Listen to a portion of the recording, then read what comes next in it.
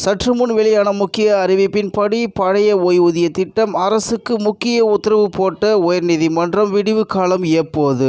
செய்தியை முழுமையாக கேட்கறதுக்கு முன்னாடி நம்ம சேனலை சப்ஸ்கிரைப் பண்ணலாம். சப்ஸ்கிரைப் பண்ணிக்கோங்க. மறக்காம பெல் பட்டனை கிளிக் பண்ணிக்கோங்க. அப்பதான் நம்மளுடைய அப்டேட்டட் நியூஸ் உங்களுக்கு உடனுக்குடன் வந்து சேரும்.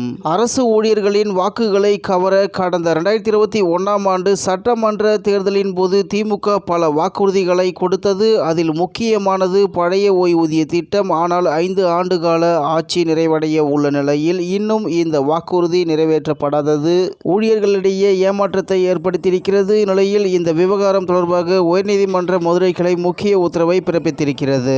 பழைய ஓய்வூதிய திட்டம் என்பது அரசு ஊழியர்களின் முக்கிய கோரிக்கை. பழைய ஓய்வூதிய திட்டத்தில் தொழிலாளர்கள் எந்த பங்களிப்பையும் செலுத்த வேண்டியதில்லை. ஆனால் புதிய ஓய்வூதிய திட்டத்திற்கு குறிப்பிட்ட அளவுக்கு பங்களிப்பை செலுத்த வேண்டும். மட்டுமல்லாது ஓய்வூதியமும் குறைவாகவே கிடைக்கும். உதாரணத்திற்கு ஒரு அரசு ஊழியர் ஆண்டுக்கு ரூபாய் 5 லட்சம் வரை ஊதியம் பெறுகிறார் எனில் அவருடைய மாத சம்பளம் ரூபாய் 41,667. அவர் ஓய்வு பெறும் வரை ஓய்வூதியத்திற்கு எந்த பங்களிப்பையும் செலுத்த வேண்டியதில்லை. இருப்பினும் அரசு அவருக்காக ரூபாய் 22,500 தொகையை ஓய்வூதியமாக வழங்கும். பணவீக்கத்தை பொறுத்து ஓய்வு ஊதியமும் உயரும். ஆனால் புதிய ஓய்வூதிய திட்டத்தில் ரூபாய் 30,000 வரை ஓய்வூதியம் கிடைக்கலாம். ஆனால் உறுதியாக சொல்ல முடியாது. மட்டுமல்லாது பணவீக்கத்தை பொறுத்து இந்த தொகை உயராது. எனவே தான் அரசு ஊழியர்கள் புதிய ஓய்வூதிய திட்டத்திற்கு கடுமையான எதிர்ப்பு தெரிவித்திருக்கின்றனர். இந்நிலையில் திண்டுக்கல்லை சேர்ந்த பிரெட்ரிக் எங்கல்ஸ் அரசு வாக்குறுதி கொடுத்ததை போல பழைய ஓய்வூதிய திட்டத்தை அமல்படுத்த உத்தரவிட வேண்டும் என்று சென்னை உயர்நீதிமன்ற மதுரை கிளையில் வழக்கு தொடுத்திருந்தார். வழக்கு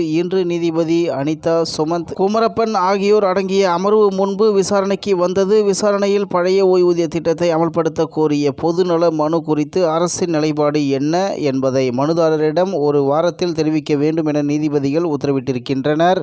ஏற்கனவே இந்த திட்டத்தை அமல்படுத்த வேண்டும் என்று அரசு ஊழியர்கள் போராடி வரும் நிலையில் நீதிமன்றத்தின் இந்த உத்தரவு மிகுந்த முக்கியத்துவம் வாய்ந்ததாக பார்க்கப்படுகிறது. தேர்தலுக்கு இன்னும் 6 மாத காலங்கள் மட்டுமே இருக்கும் நிலையில் இந்த உத்தரவு மிகுந்த கவனம் பெற்றிருக்கிறது என்று தகவல் வெளியாகியுள்ளது என்பது குறிப்பிடத்தக்கது. இத்துடன் இன்றைய முக்கிய செய்தி நிறைவு பெறுகிறது. மேலும் இது போன்ற செய்திகளை உடனுக்குடன் தெரிந்து கொள்ள ஆர்கே நியூஸ் தமிழ்நாடு சேனல் உடன் இணைந்திருங்கள். நன்றி, வணக்கம்.